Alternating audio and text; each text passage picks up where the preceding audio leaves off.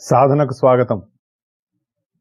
మన నిత్య జీవితంలో మనం చేస్తున్నటువంటి అనేక రకాలైనటువంటి పనులలో ఒక్కొక్కసారి మనం అనుకున్నట్టుగా జరుగుతాయి, ఒక్కొక్కసారి మనం అనుకున్నట్టుగా జరగవు.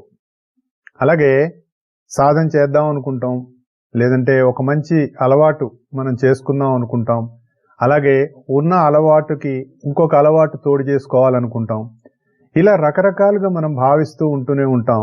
కానీ అన్నీ కూడా మనకి సాధ్యపడకుండా, మన సాధనని ముందుకు వెళ్లకుండా ఏదో ఒకటి మనకి అడ్డుపడుతూనే ఉంటుంది. ఇలాంటి అడ్లు ప్రతి ఒక్కరి జీవితంలో సర్వసాధారణం అయిపోయి ఉంటుంది. ఏమిటోనండి, ఏదో అనుకుంటాం, చేద్దాం, రేపటి నుంచి ఇది మొదలు పెడదాం అనుకుంటాం, లేదంటే ఏదో నాకు తోచినంత సహాయం చేద్దాం అనుకుంటాం. ఇలా రకరకాలుగా మనం భావిస్తూ మనం చేద్దామని అనుకుంటూ ఉండంగానే కాలం అలా వెళ్ళిపోతూ ఉంటుంది. మనం వెనక్కి తీసుకురాలేనిది కాలమే. ఒక్క నిమిషం కూడా మనం దాన్ని వెనక్కి తీసుకురాలేం.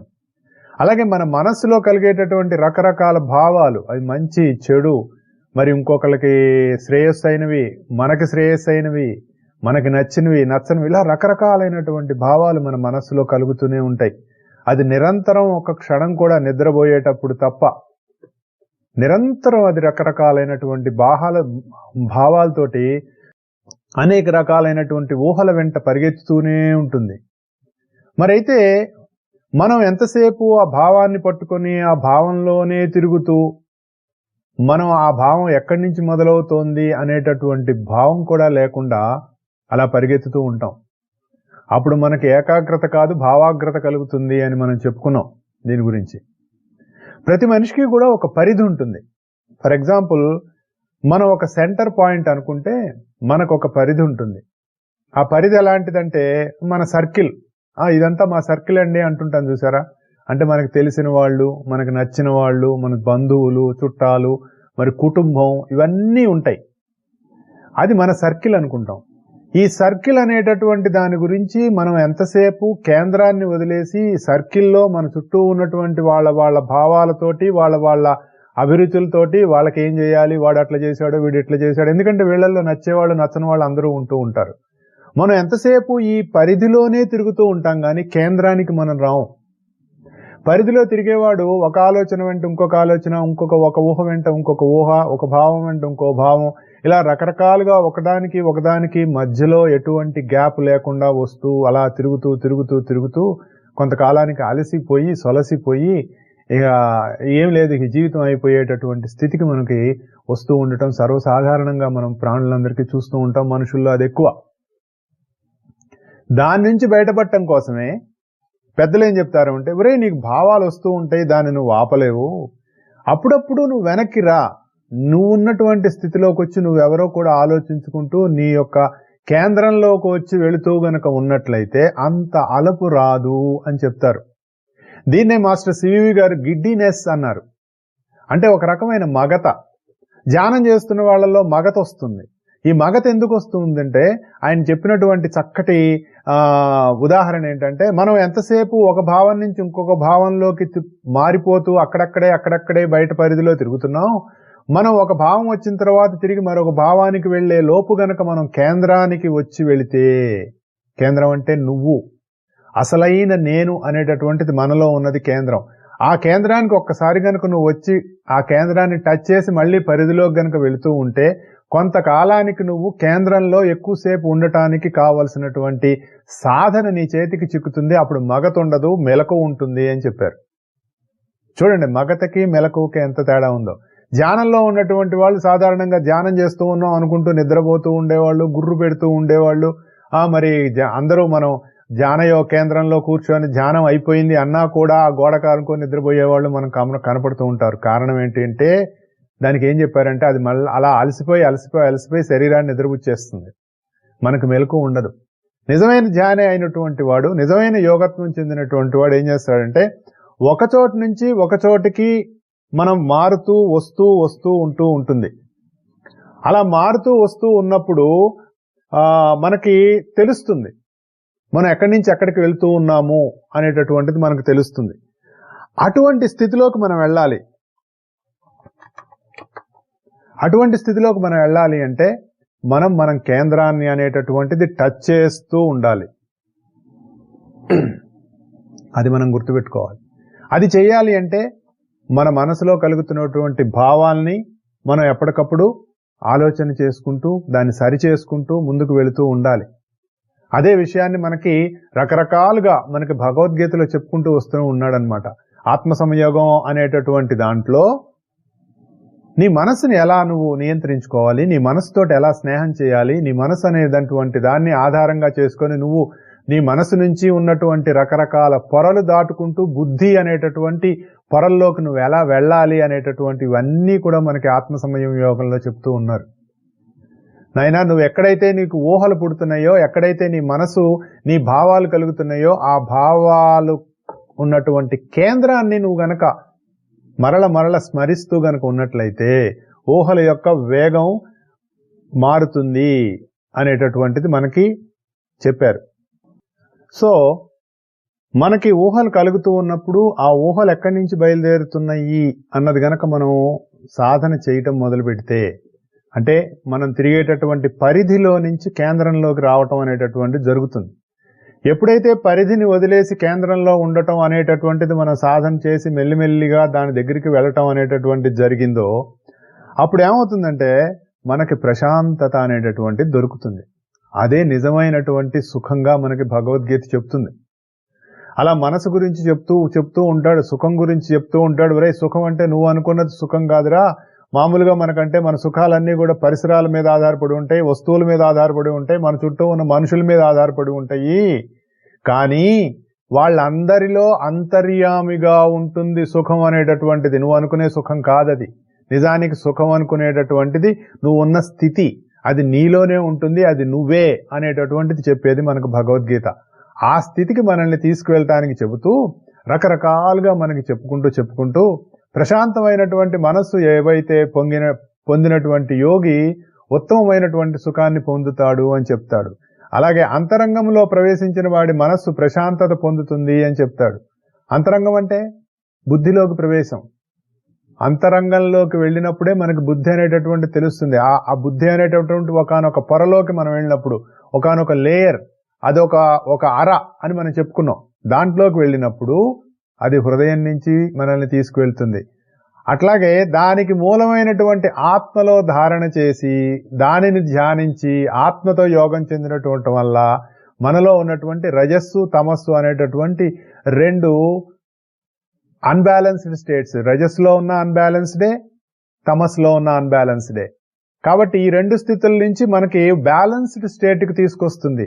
ఆ స్థిరత్వం అనేటటువంటిది మన చిత్తంలో ఏర్పడటానికి కావలసినటువంటి స్థితి మనకి ఈ యోగం అనేటటువంటిది అందిస్తుంది అని చెప్తాడు. అదే నిజమైన ఉత్తమమైనటువంటి సుఖం అని చెప్తాడు. అలాగే ఇలా ఆత్మతో యోగం చెందినటువంటి యోగి సర్వమునందును ఆత్మనే దర్శిస్తాడట, తననే దర్శిస్తాడట, సర్వభూతాలయందు తననే దర్శిస్తాడట. అది ఒక విభూతి, అంటే విశిష్టమైనటువంటి అనుభూతి. విభూతి అంటే విశిష్టమైనటువంటి అనుభూతినే విభూతి అని చెప్తారు. శివుడు విభూతి ధరిస్తాడండి అంటే దాని అర్థం ఏంటి?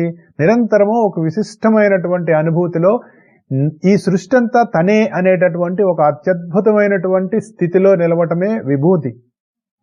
రెండు, మామూలుగా మనం ఒక వస్తువుని అగ్నిలో వేసినప్పుడు అది బూడిదగా మిగులుతుంది. ఇక తిరిగి ఆ బూడిదని అగ్ని దహించలేదు.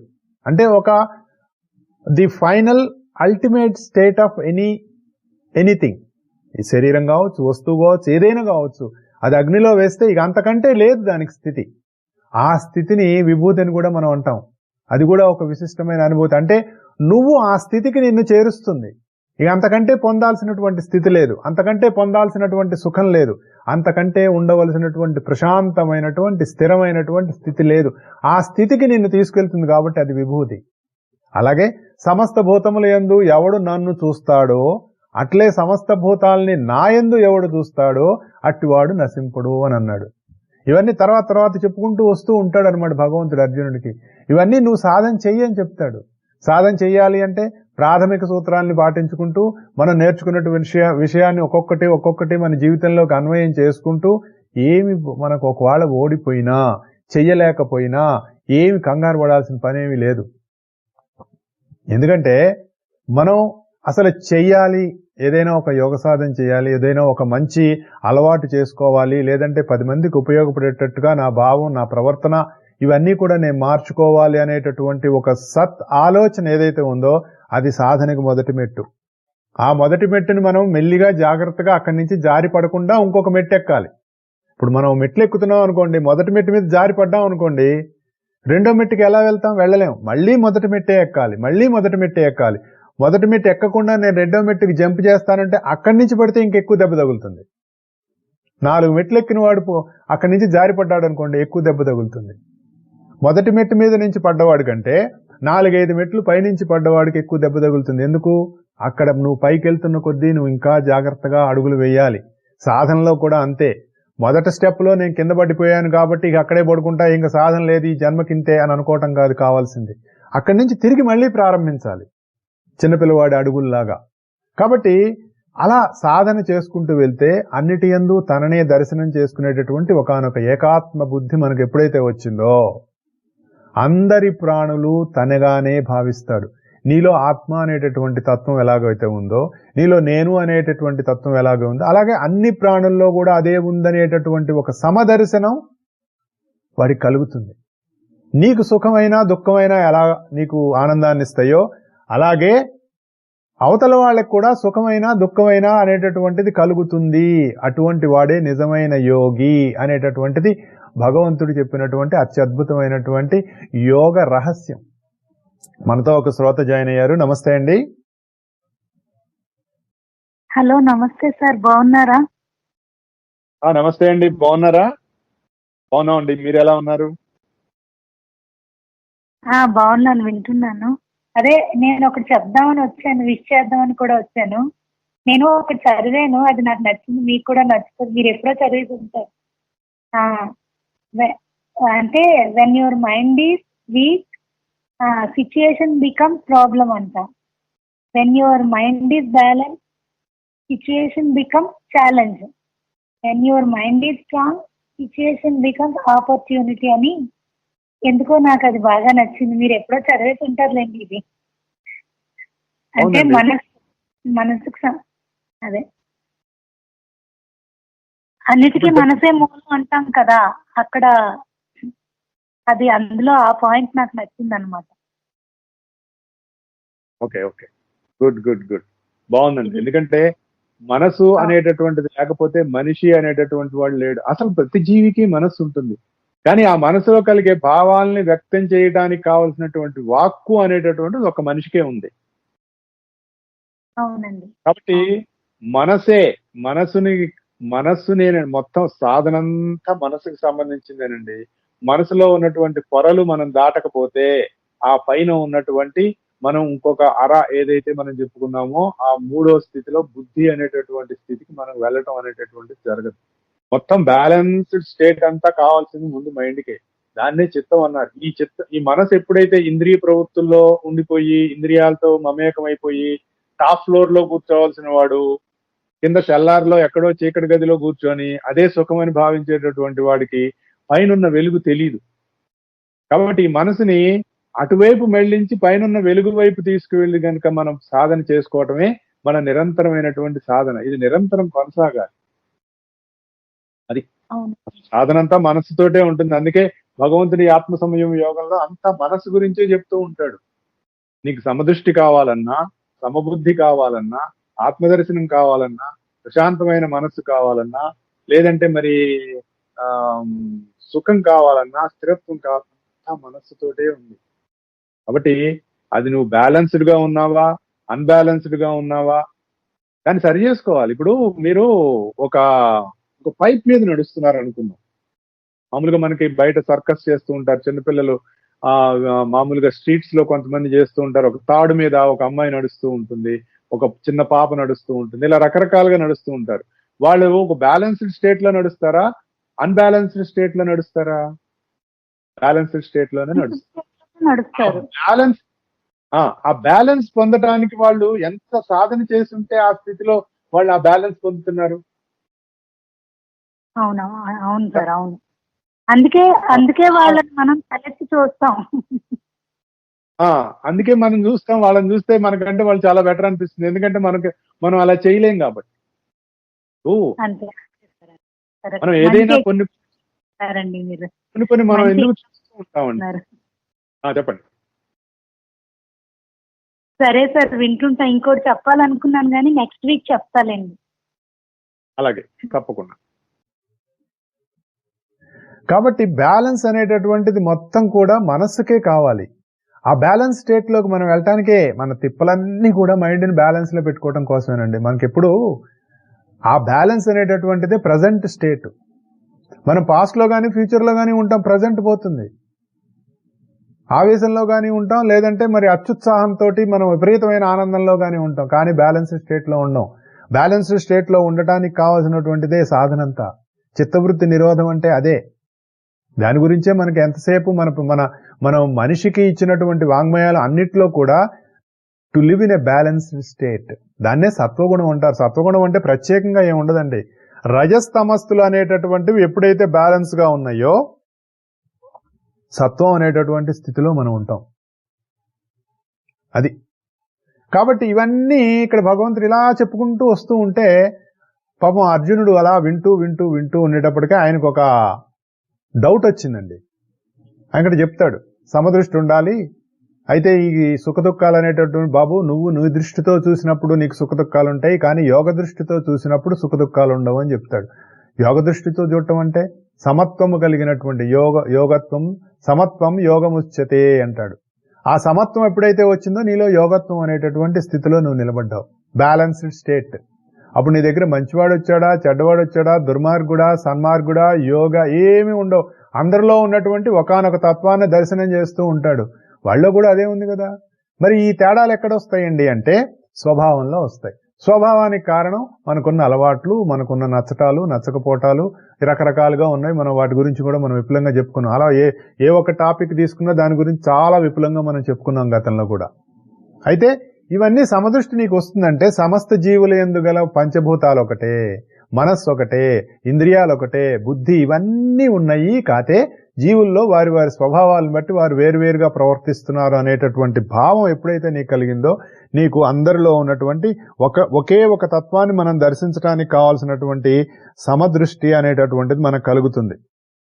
ఆ సమదృష్టి ఇవన్నీ చెప్పిన తర్వాత మరి ఇది ఎలా సాధ్యపడుతుంది అంటే ఇక్కడ ఒక చక్కటి విషయం చెప్తారు.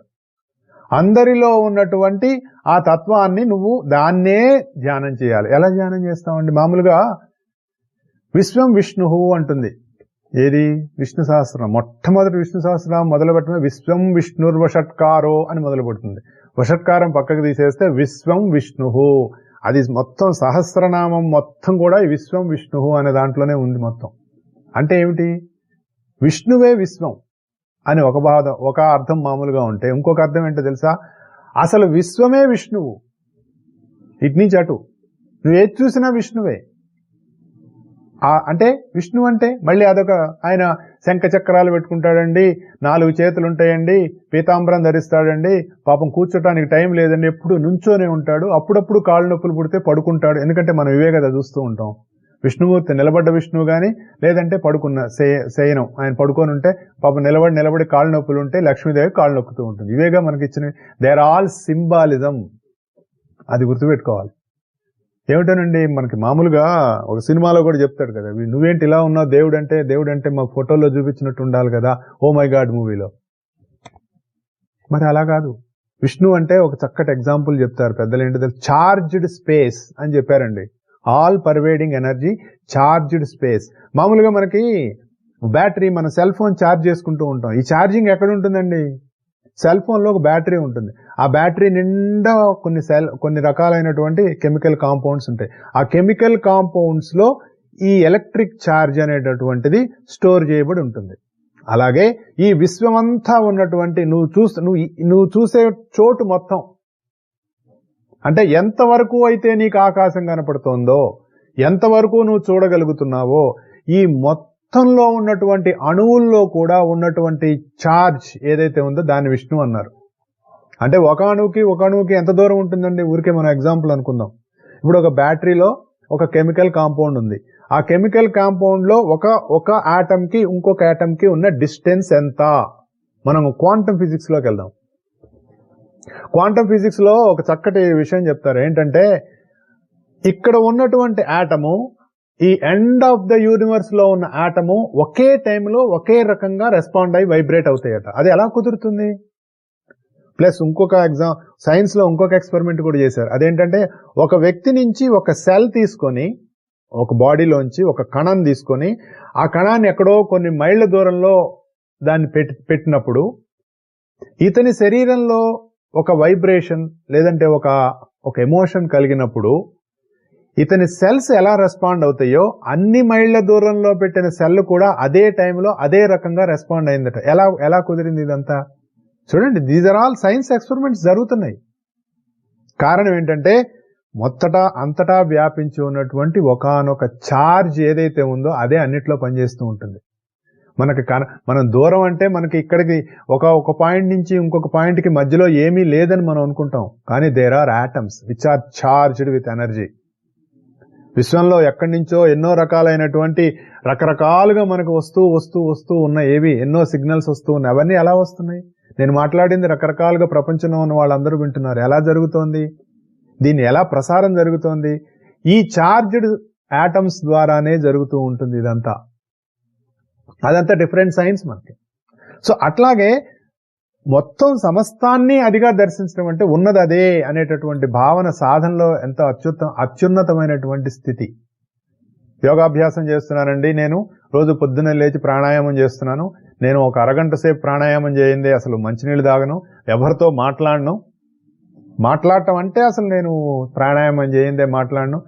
కానీ ఎవరైనా ఎప్పుడైనా గనక నేను ప్రాణాయామం చేయడానికి నాకు కుదరదని నాకు కోపం వచ్చేస్తుంది. ఇంకేముంది, అయిపోయింది. అవతలవాడిలో ఉన్నటువంటి ఈశ్వరుణ్ణి దర్శనం చేయలేని వాడు నువ్వు ప్రాణాయామం చేస్తే ఏమవుతుంది, ప్రాణాపానం చేస్తే ఏమవుతుంది? ఏం చేసినా ఏం కాదు. ముందు సమదృష్టి అనేటటువంటిది మనం దానిని కావాల్సినటువంటి సాధన మనం చేసినప్పుడే దాన్ని మనకు ముందుకు వెళ్తుందండి. లేకపోతే ఈ సమదృష్టి అనేటటువంటి చాలా పెద్ద టాపిక్. ఇది ఎట్లా కుదురుతుంది? మనకు నచ్చిన వాడిని ఒక రకంగా చూస్తాం, నచ్చని వాడిని ఒక రకంగా చూస్తాం, రకరకాలుగా మనం చూస్తూ ఉంటాం కదా. ఒకసారి ఏమో బాగుంది అనిపిస్తుంది, ఒకసారి బాగోదు అనిపిస్తుంది. ఎందుకంటే మనస్సులో ఉన్నటువంటి చంచలత్వం. అందుకనే ఇక్కడ ఆయన అడుగుతాడనమాట, ఏమిటి అసలు ఇదంతా నాకు ఇట్లా చెప్తావేంటి నువ్వు ఒకసారి సమదృష్టి అనేటటువంటిది ఎట్లా కుదురుతుంది? మనస్సుకు చంచలత్వం ఉంది కదా, ఒకసారి అనిపించింది ఇంకొకసారి అనిపించదు కదా, మనసు లక్షణమే అది కదా, అది దాంట్లో నిరంతరం ఒక రకమైనటువంటి మదనం జరుగుతూ ఉంటుంది కదా, కష్టం సుఖం నష్టం లాభం ఇలా రకరకాల ద్వంద్వాల్లో పడి కొట్టుకుంటూ ఉంటారు కదా. మరి ఏమిటి ఈ సమదృష్టితో చూడాలన్న సంకల్పం కంటే కూడా నువ్వు ఈ మనసు ఉన్నటువంటి స్థితి, చంచలమైన మనస్సు, చాలా అన్స్టేబుల్ మైండ్, చాలా కష్టం కదా. అంతే కదండి. ఏదో మంచి పని చేద్దాం అనుకున్నప్పుడు మనసు సహకరిస్తోందా సహకరించట్లేదా అది మనకే తెలుసు. మనకి ఇంకొకళ్ళని పాయింట్ చేయక్కర్లా. దీన్ని ఎట్లా నిగ్రహించాలి? గాలిని నిగ్రహించడం కంటే మరి ఇది కష్టం కదా అంటాడండి. ఇది అర్జునుడు వెలిపుచ్చిన సంశయం. మనకు కూడా అంతే వస్తుంది కదా. ఎవడో సార్ మీరు అలా చెప్తూ ఉంటారు, మనసు అంటారు, దాన్ని నిగ్రహించాలంటారు, సాధన అంటారు, మరి రకరకాలుగా ప్రాణాయామం అంటారు, ధారణ అంటారు, ఇవన్నీ ఎలా కుదురుతుంది? ఆ మధ్య ఆసనం గురించి చెప్పారు. మేము ఎన్నాళ్ళు ఆసనం అంటే కింద హ్యాపీగా వేసుకొని కూర్చోవడం అన్నారు. కాదు, ఆసనం అంటే మనస్సులో నువ్వు ఉన్నటువంటి స్థితి ఆసనం అనేటటువంటిది చెప్పారు.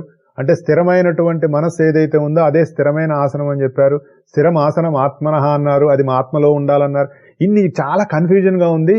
అసలు ఏ ఒక్కటి కూడా మనల్ని ముందుకు వెళ్ళట్లేదు.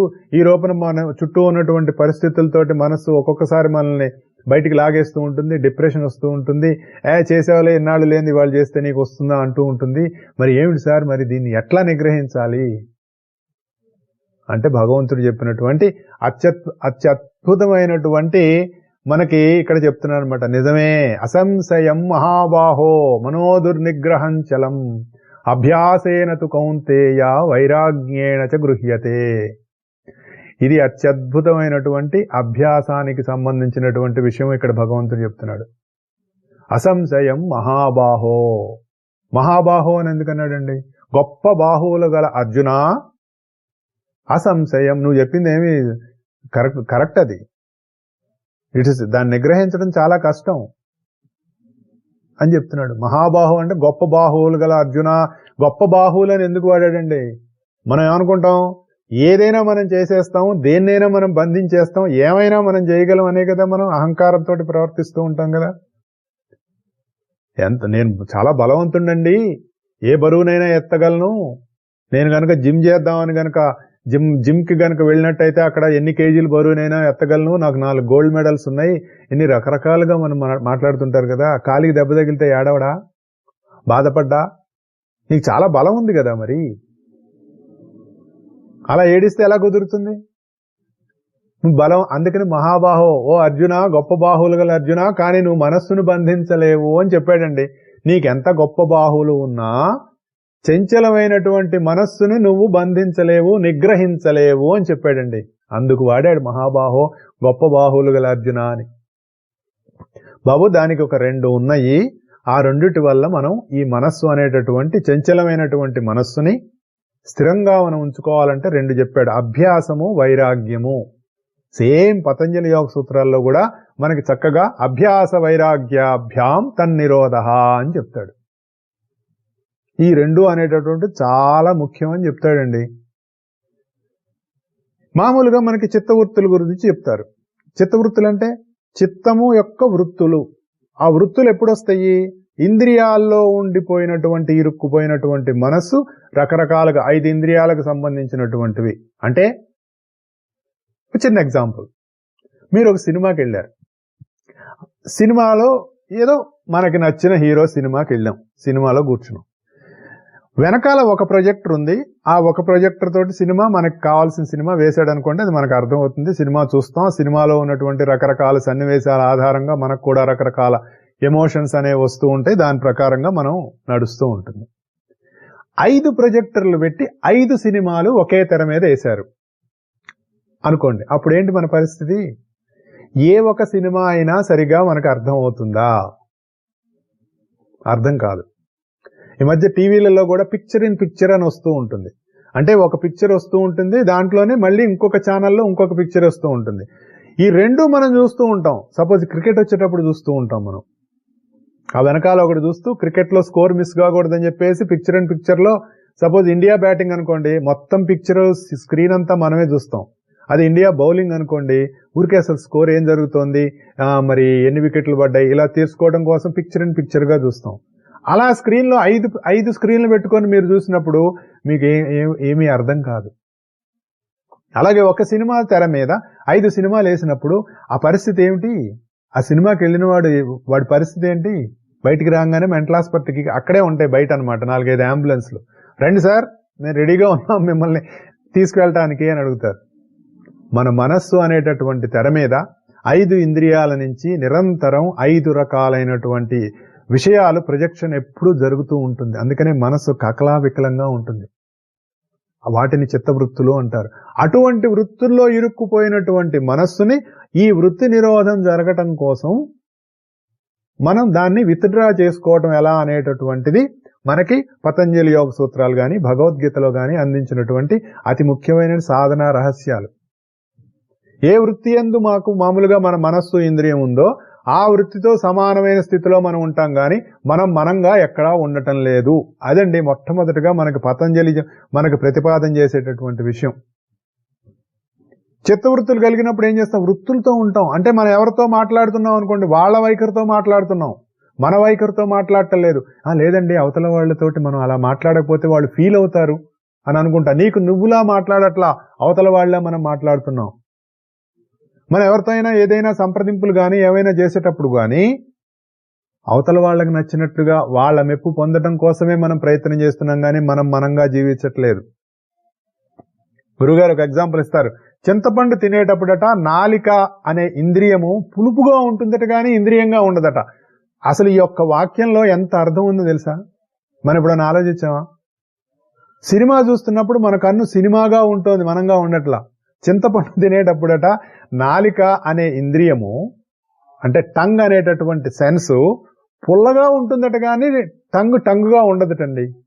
అలాగే లైట్ చూసేటప్పుడు కన్ను కూడా లైట్ గా ఉంటుందట కానీ ఒరిజినల్ సెన్స్ గా ఉండట్లేదట. అంటే దాని యొక్క స్వస్వరూపంలో లేదు. ఇది సైన్సా మతమా, లేకపోతే ఇదేమైనా మరి మనిషి మీద ఒక పర్టికులర్ రిలీజియస్ గా రుద్దేటటువంటి విషయం? ఒకసారి ఆలోచించండి, ఇది వింటున్న వాళ్ళు ఎవరైనా సరే. ఈ చెప్పిన విషయంలో మతం ఉందా, మనిషి ఉన్నాడా? ఇది ఆలోచిస్తే మతం అనేటటువంటి రొచ్చులో మనం ఎలా పడి అదే సుఖం అని అనుకుంటున్నామో మనకు అర్థం అవుతుంది. హిందూ మతం, ఆ మతం, క్రిస్టియన్ మతం, ముస్లిం మతం, ఇలా రకరకాల మతాలతోటి మనం ఊరేసుకొని చచ్చిపోతున్నాం కదా. ఈ విషయంలో మతం ఉందా? పతంజలి యోగ సూత్రాల్లో కానీ భగవద్గీతలో కానీ చెప్పిన ఈ విషయంలో ఎక్కడైనా మతం ఉందా? ఛాలెంజ్ ఇదండి. మొట్టమొదటిగా మనకు పతంజలి గారు చెప్పేటటువంటిదటి, ఒరే దీన్ని అర్థం చేసుకో ఫస్ట్ అన్నాడు. ఇలా ఉన్న స్థితిలో నుంచి చిత్తవృత్తుల నిరోధం జరగాలి అంటే యోగాభ్యాసం అనేది ఎలా ఉండాలో అధ యోగానుశాసనం అని మొదలు పెడతాడు. These are the instructions to guide your mind and to reach the state of the stability అనేటటువంటిది మనకి చెప్తారు. అవన్నీ మనం ఆచరించుకుంటూ వెళితే, ఆ నియమాల్ని మనం పాటించుకుంటూ వెళ్తూ ఉంటే ఏం జరుగుతుంది? చిత్తవృత్తి నిరోధం జరుగుతుంది. వృత్తి నిరోధం అంటే చిత్తము యొక్క నిరోధం కాదండి, గుర్తుపెట్టుకోవాలి. మనసు లేకుండా పోటల్లా వృత్తులు లేకుండా పోతున్నాయి. వృత్తులు లేకుండా పోవటం అంటే నీ మైండ్ దాంట్లోకి వెళ్ళి ఇరుక్కుపోవటంలా. కన్ను చూస్తూ ఉంటుంది, నువ్వు చూడమంటేనే చూస్తుంది. చెవు నువ్వు వినమంటేనే వింటుంది. అంటే అన్నీ కూడా నీ ఆధీనంలో ఉన్నాయి, నువ్వు చేయమంటే అవి చేస్తాయి. ఆ స్థితికి మనల్ని ఈ యోగాభ్యాసం అనేటటువంటిది తీసుకెళ్తుంది. అది మనం అర్థం చేసుకోవాలి. అసలు మనసుని కంట్రోల్ చేయడం అంటే ఎట్లా కుదురుతుంది? కుదరదు. ఎందుకంటే నీ స్వభావం నడిపిస్తోంది. దాని ఇష్టం వచ్చినట్లు అది మనస్సును నడిపిస్తుంటే ఇంకా మనం కంట్రోల్ చేయడం ఏంటండి? మనసు వల్ల మనం ఆడుతున్నది మన స్వభావం వల్ల. మనసు వల్ల కాదు మనం ఆడేది, మన స్వభావం వల్ల మనం ఆడుతున్నాం. రకరకాలైనటువంటి ఉద్వేగాలు, రకరకాలైనటువంటి ఎమోషన్స్, రకరకాలైనటువంటి భావాలు, వీటన్నిటికీ కారణం మన స్వభావం. చెప్పుకున్నాం మనం. దానివల్ల వాళ్ళలో అభిప్రాయాలు, సంకల్పాలు పుడతాయి. దాని నుంచి మళ్ళీ ఒకటి పుట్టించుకుంటూ మనం వెళ్తూ ఉన్నాం. వాటి ప్రోగ్రాం వల్లే మన జీవితం నడుస్తోంది. కాబట్టి ఏం చెప్తున్నాడు? మనసుని, ఇంద్రియాలని నిరోధం చేయడం సాధ్యం కాదు అంటే చిత్త నిరోధం సాధ్యం కాదు. ఈ యోగాభ్యాసం వల్ల ఏం జరుగుతుందంటే చిత్తవృత్తి నిరోధం సాధ్యం అవుతుంది. అంటే అప్పుడు మనం స్వస్వరూపం నందు ఒక లింకప్ అనేటటువంటిది వస్తుంది. అప్పుడు మనం స్వస్వరూపం అంటే ఏంటి, మనం అంటే ఏంటి, మన వెలుగు అంటే ఏంటి అనేది అప్పుడు జరుగుతుంది. ఆ స్థితికి వెళ్ళాలండి. దానికి వెళ్ళటానికి ఇక్కడ ఇందాక ఇప్పుడు ఆయన చెప్పినట్టు అభ్యాసేనత కౌంతేయ వైరాగ్యేనత గృహ్యతే, ఈ రెండు చాలా ఇంపార్టెంట్ నాయన నీకు అనేటటువంటిది ఇక్కడ మనకి భగవంతుని అందిస్తున్నటువంటి ఒక చక్కటి విషయం. అభ్యాసము, వైరాగ్యము. అభ్యాసం అంటే ఏముందండి, ఏం లేదు, ప్రాక్టీసే కదా అంటారు. కాదు, అభ్యాసం అంటే ఒక చక్కటి దానికి ఎగ్జాంపుల్ ఉంది. తిరిగి అదే ఆసక్తితో మనం పని చేయటం అంటే రిపిటేషన్ విత్ జీల్. వీలును బట్టి కాదు, జీలును బట్టి అన్నారు మోపిదేవి కృష్ణస్వామి గారు. మనం ఏదైనా పని చేయాలనుకుంటే మన వీలుంటే పని చేస్తాం, లేకపోతే లేదు. మనకి ఇవాళ వీలు కుదరదు, నేను నిద్ర కొంచెం లేటుగా లేచాం, రోజు చక్కగా పూజ చేసుకుంటాం, ఏదో ప్రార్థన చేసుకుంటాం, లేదంటే మెడిటేషన్ చేసుకుంటాం అనుకోండి. ఒక రోజు, 2 రోజులు, 3 రోజులు బాగానే నడుస్తుంది, అంతా కొన్నాళ్ళు మనకు అలవాటైంది. ఇవన్నీ కూడా మన వీలుని బట్టే పని చేసుకుంటా ఉండోయ్. కుదిరితే చేస్తాం ఇవన్నీ. అన్నం తింటాం, కుదిరితే చేయం, కంపల్సరీ చేస్తాం. మరి మనం అనుకున్న టీవీ వీలుని బట్టి చూడం, ఆ టీవీ చూడకపోతే ఎట్లా అని చూస్తాం. అన్ని పనులు చేస్తాం, కానీ దైవానికి సంబంధించినవి కానీ, మన సాధనకి సంబంధించినవి కానీ మన వీలు చూసుకొని అప్పుడు చేస్తాం. లేదు సార్, ఈ మధ్య కొంచెం వీలు కుదరట్లేదు అంటే నీలో జీల్ లేదు. వీలు కుదరట్లేదు అని మనం అనుకుంటున్నాం అంటే నీలో జీల్ లేదు. జీల్ అంటే చెయ్యాలనే ఉత్సాహం. ఆ ఉత్సాహాన్ని మనం డెవలప్ చేసుకోవాలి.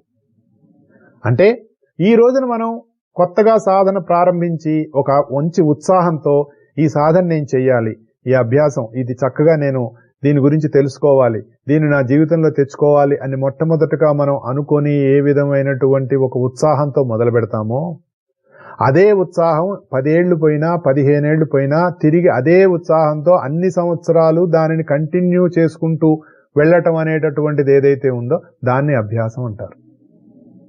ప్రాక్టీస్ చేయటం కాదు, రిపిటేషన్ విత్ జీల్. అంటే ఇలా నిరంతరం మనం చేసేటటువంటి ఈ సాధన ఎక్కడా కూడా దాంట్లో బ్రేక్ ఇవ్వకుండా మొదటి రోజున ఏ ఉత్సాహంతో చేశామో 20 ఏళ్ళైనా 25 ఏళ్ళైనా అదే ఉత్సాహంతో చేసుకుంటూ ఎవడైతే వెళుతూ ఉంటాడో వాడు దానిని అభ్యాసం చేస్తున్నాడు అని మనం గుర్తుపెట్టుకోవాలి. అదండి అభ్యాసం అంటే. సో మనం కొన్ని డెఫినిషన్స్ మనకి ఇప్పటి వరకు మనకున్నటువంటి కొన్ని డెఫినేషన్స్ మనం మార్చుకోవాల్సింది. ఎందుకంటే మన కామన్ సెన్స్ తో ఆలోచిస్తే మనకు తెలుస్తుంది. అందుకని ఏం చెప్తారు, నువ్వు ఏదైనా కూడా జీల్తో చెయ్యి, వీలుతో కాదు. అది మనం గుర్తుపెట్టుకుంటే మనకు తెలుస్తుంది. ఒక అభ్యాసం, దాని తర్వాత వైరాగ్యం. ఇంకొక ఆలోచన కూడా చెప్తారండి. అదేంటంటే నాలో చిత్తవృత్తి నిరోధం అనేటటువంటిది జరిగి అది జీవితం అయిపోవాలి అనేటటువంటి ఒక సెల్ఫ్ ప్రపోజింగ్ కూడా దానికి అవసరం అని చెప్పారు. అంటే నీకు నువ్వు ప్రపోజ్ చేసుకోవాలి. నా జీవితం ఆనందమయం అవ్వాలన్నా, నా జీవితంలో నిజమైనటువంటి సుఖాన్ని నేను పొందాలన్నా, నిజమైనటువంటి అసలైనటువంటి ప్రశాంతత పొందాలన్నా, ఒక స్థిరమైనటువంటి మానసిక స్థితి నాకు, అంటే సుఖం వచ్చినా దుఃఖం వచ్చినా నష్టం వచ్చినా లాభం వచ్చినా ఏ విధమైనటువంటి స్థితి నాకు కలిగినా చెదరనటువంటి స్థిరమైనటువంటి మానసిక స్థితి మెంటల్ స్టేట్ నాకు కలగాలన్నా ఈ 5 సినిమాల ప్రొజెక్షన్ నుంచి తెరగా ఉండటం. ఇప్పుడు తెర మీద 5 సినిమాలు వేసినా తెరగానే ఉంటుందండి, అది కన్ఫ్యూజన్ కాదు. ఇందాక చెప్పుకున్నాం మన ఎగ్జాంపుల్. ఈ 5 సినిమాల్ని చూస్తున్నవాడు కన్ఫ్యూజన్ అవుతున్నాడు కానీ 5 సినిమాలు ప్రొజెక్ట్ చేయబడుతున్నటువంటి తెరకి ఎలాంటి కన్ఫ్యూజన్ లేదు. అది కిమ్మిన్నాస్తి, దానికి ఎట్లాంటి కన్ఫ్యూజన్ లేదు. శుద్ధ స్ఫటిక సంకాశం లాగా అది అలా వెలుగు తెర, అది ఆ వెలుగు అలాగే ఉంటుంది ఎప్పుడు. నువ్వు అలా ఉండగలవా? ప్రయత్నం చేయాలి.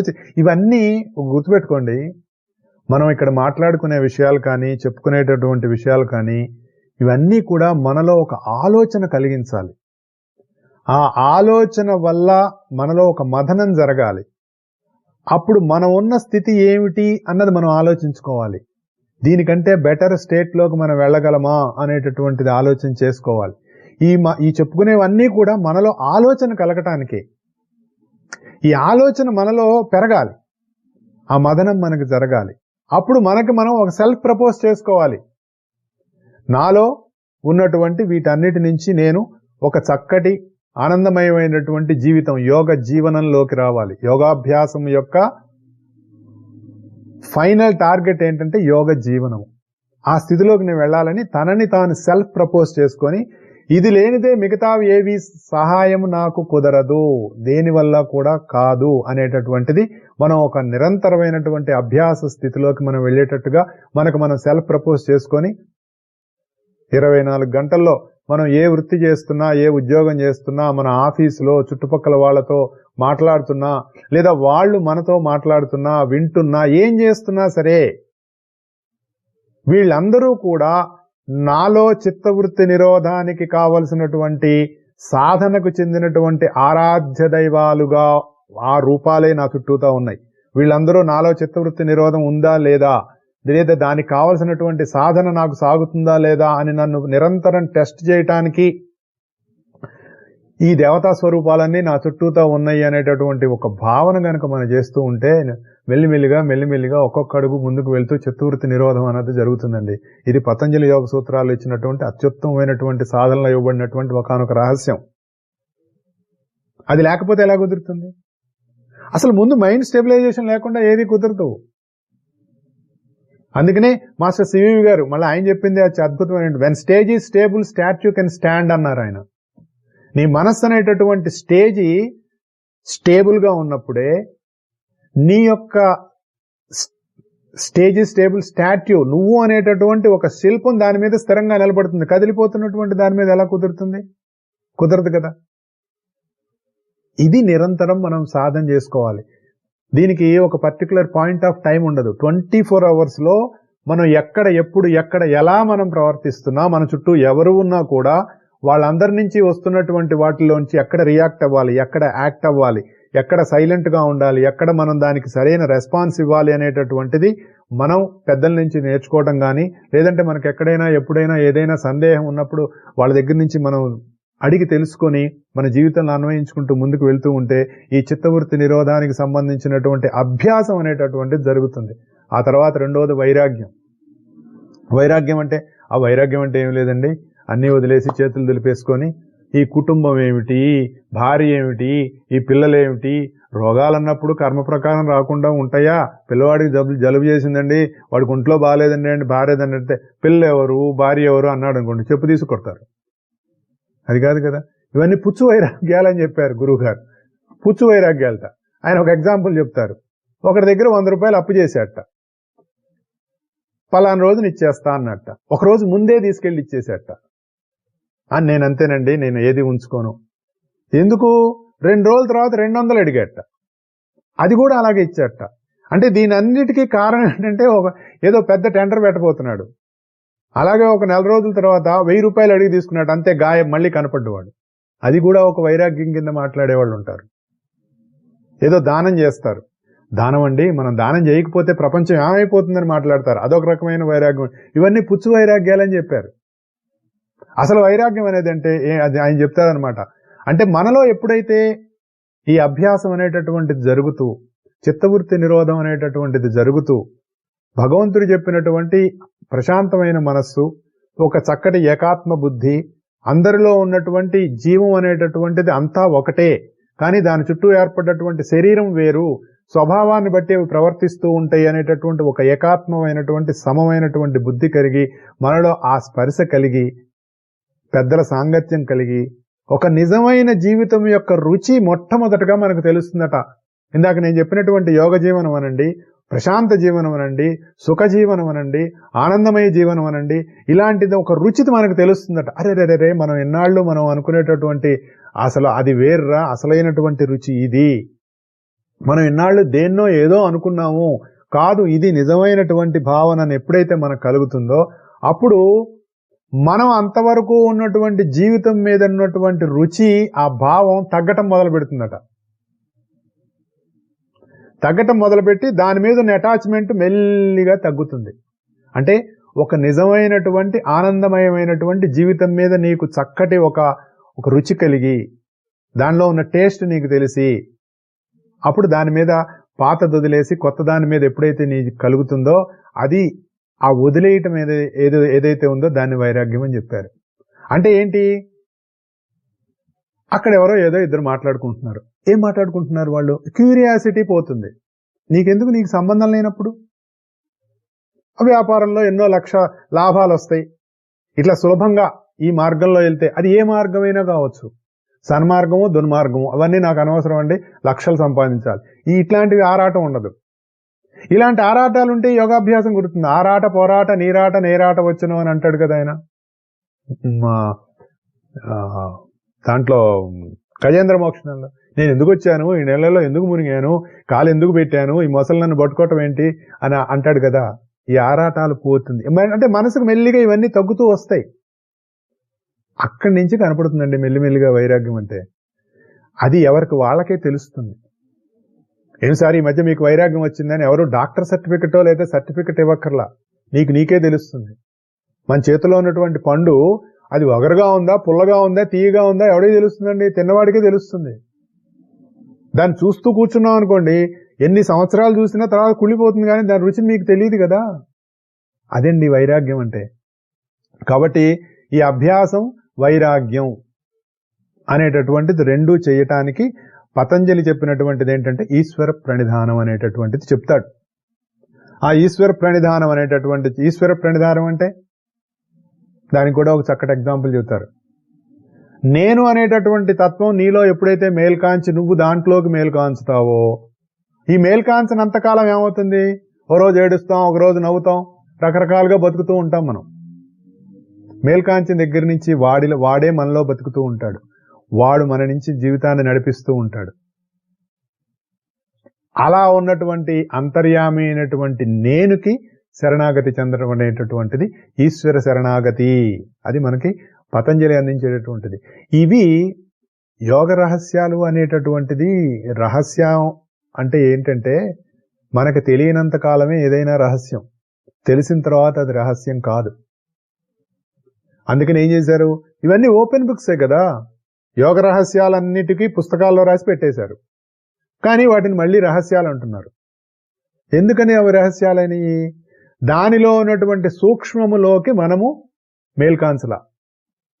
కుండలిని నిద్రపోతుందండి, కుండలిని నిద్రపోదు, అది ఎప్పుడు మెలకుగానే ఉంటుంది. కుండలిని నిద్రపోతే మనం డామ్ కట్టినట్టే, తీసుకెళ్లి అవతల పారేస్తారు, శరీరం పనిచేయదు.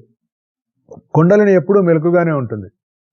కానీ కుండలిని లేపుతామండి, కుండలిని లేస్తుందండి అని. కుండలిని లేవటం కాదు, నువ్వు కుండలిని యందు మేల్కాంచడమే కుండలిని లేవటం అంటే. ఇప్పుడు కళ్ళు మూసుకొని నిద్రపోతున్నాడండి ఒకటి గదిలో, ఆల్రెడీ లైట్ వేసింది, వాడు కళ్ళు మూసుకొని నిద్రపోతునో కళ్ళు మూసుకోనో కళ్ళకు గంతలు కట్టుకోనో గదంతా చీకటిగా ఉందంటే పరిస్థితి ఏంటి? నువ్వు ఆ గంతలు తీసేస్తేనే కదా నీకు అక్కడ వెళ్తురుందో లేదో తెలుస్తుంది. గంతలు ఎప్పుడు తీసేసుకుంటావు? అదే బయట అసలు వెలుగనేది లేదని కళ్ళకు గంతలు కట్టుకొని కూర్చున్నటువంటి వాడికి నువ్వు కళ్ళకు గంతలు ఎవడో వచ్చి తీస్తాడు. తీసినప్పుడు ఏమవుతుంది? నిజమే కదా, ఇక్కడ ఇంత వెళ్తురుంది ఏంటి, నేను ఎన్నాళ్ళు ఇలా ఉండిపోయానేంటి అనిపిస్తుంది. అప్పుడు వాడికి చీకటి మీద విరక్తి కలుగుతుంది. మళ్ళీ కళ్ళు మూస్తే వద్దండి ఇదే బాగుందంటాడు. అది వైరాగ్యం అంటే, చీకటి మీద వైరాగ్యం. అంతేగాని ఇక నేను చీకటిని చూడనండి అంటాం కాదు. నీ అంతటా దానంతటా అది వదిలేస్తుంది. కానీ నువ్వు దానితోటి ఉన్నా దానికి నీకు ఎట్లాంటి అటాచ్మెంట్ ఉండదు. అంటే డిటాచ్మెంట్ విత్ అటాచ్మెంట్, దానితో పాటే ఉంటావు నువ్వు, కానీ అది నిన్ను అంటుకొని ఉండదు. ఎక్కడ అంటుకొని ఉంటుంది? నీ మనస్సులో అంటుకొని ఉండదు, శరీరానికి అంటుకొని ఉండటం కాదు. అదే చెప్తాడనమాట, అర్జున నీకెంత గొప్ప బాహువులున్నా నువ్వు మనస్సుని కంట్రోల్ చేయలేవు, దాన్ని పట్టుకోలేవు. నువ్వు చెప్పింది నిజమే, గాలిని బంధించినట్లే గాలిని నువ్వు బంధించలేవు. కానీ అభ్యాసము వైరాగ్యము అనేటటువంటిది అత్యుత్తమమైనటువంటి 2 సాధనలు ఉన్నాయి. దాని ద్వారా నువ్వు మనసుని నియంత్రించవచ్చు, మనస్సుని నీ స్వాధీనం చేసుకోవచ్చు. అప్పుడు అది నువ్వు చెప్పినట్టు వింటుంది. నీ మనస్సు అనేటటువంటి స్థిర మీద 5 రకాలైనటువంటి ప్రొజెక్షన్స్ పడ్డా కూడా అది నువ్వు అనుమతిస్తేనే పడతాయి, లేకపోతే లేదు అనేటటువంటిది మనకి భగవద్గీత అందించినటువంటి అత్యుత్తమైనటువంటి సాధన. ఈ సాధన ఒక్కొక్కటి మళ్ళా గుర్తు తెచ్చుకుంటూ మన మనసులో దాన్ని బాగా మథనం చేసుకుంటూ ఎంతవరకు మనం సాధన చేయగలమో అంతవరకు మన సాధన మన జీవితంలోకి తెచ్చుకుంటూ మన నడక 2 మార్చుకుంటూ మనం ముందుకు వెళ్తూ ఉన్నప్పుడు మన సాధన కొనసాగుతుంది. అలాగే అందరూ కూడా వారి వారి సాధనలో ముందుకు వెళ్ళాలి, ఆ స్థిరమైనటువంటి ఆ స్థితిని పొందాలి అని మనసా వాచా కర్మణ కోరుకుంటూ అందరూ బాగుండాలి, అందులో మేము ఉండాలని ఆశిస్తూ సెలవు తీసుకుంటున్నాను. జయ గురుదేవ్.